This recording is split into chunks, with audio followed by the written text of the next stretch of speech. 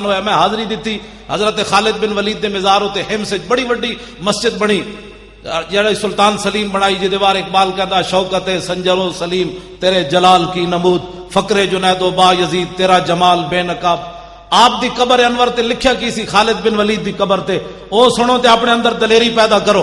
خالد بن ولید دی قبر تے لکھیا کی سی قول خالد بن الولید حین حضرت الوفات.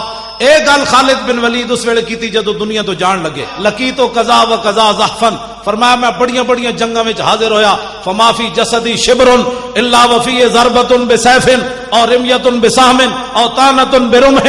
فرمایا اسلام دی خاطر میرا جسم چھلنی ہو گیا, ایک بالش بھی جگہ نہیں بچی جتھے تلوار تے تیر تے نیزہ نہ لگے ہو.